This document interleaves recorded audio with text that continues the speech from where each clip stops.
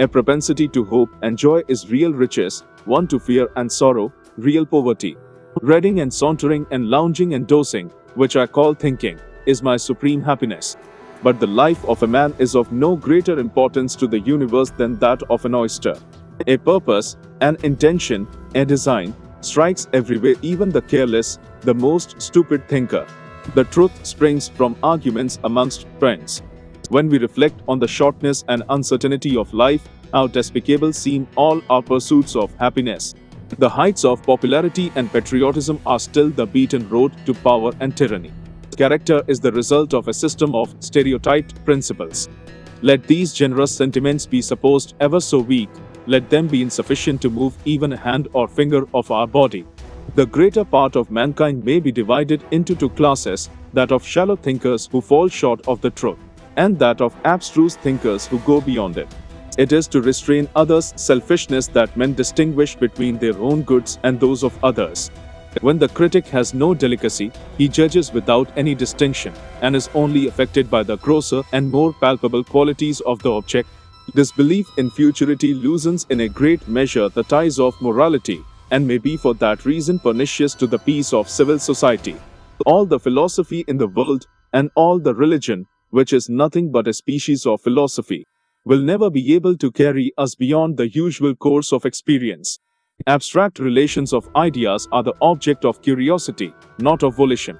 To consider the matter aright, reason is nothing but a wonderful and unintelligible instinct in our souls, which carries us along a certain train of ideas, and endows them with particular qualities. Accuracy is, in every case, advantageous to beauty, and just reasoning to delicate sentiment. In vain would we exalt the one by depreciating the other. How could politics be a science, if laws and forms of government had not a uniform influence upon society? It is seldom that liberty of any kind is lost all at once. There is no such thing as freedom of choice unless there is freedom to refuse. Nothing is more surprising than the easiness with which the many are governed by the few. The richest genius, like the most fertile soil, when uncultivated, shoots up into the rankest weeds. What a peculiar privilege has this little agitation of the brain which we call thought. It is possible for the same thing both to be and not to be. It's when we start working together that the real healing takes place. It's when we start spilling our sweat and not our blood.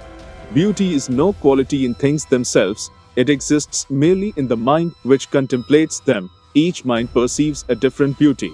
Never literary attempt was more unfortunate than my treatise of human nature. It fell dead born from the press. But such is the nature of the human mind, that it always lays hold on every mind that approaches it. Avarice, or the desire of gain, is a universal passion which operates at all times, at all places, and upon all persons.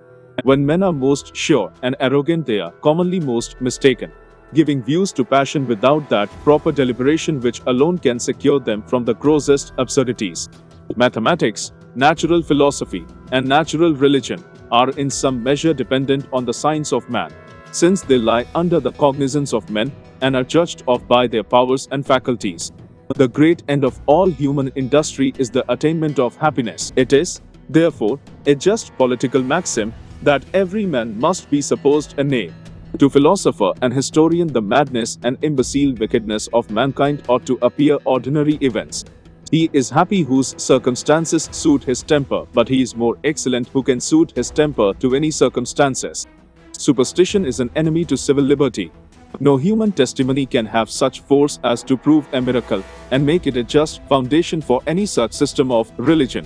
The Christian religion not only was at first attended with miracles, but even at this day cannot be believed by any reasonable person without one. Heaven and hell suppose two distinct species of men, the good and the bad, but the greatest part of mankind float betwixt vice and virtue. It is an absurdity to believe that the deity has human passions, and one of the lowest of human passions, a restless appetite for applause. What would become of history, had we not a dependence on the veracity of the historian, according to the experience what we have had of mankind? Hypothetical liberty is allowed to everyone who is not a prisoner and in chains. The feelings of our heart, the agitation of our passions, the vehemence of our affections, dissipate all its conclusions, and reduce the profound philosopher to a mere plebeian.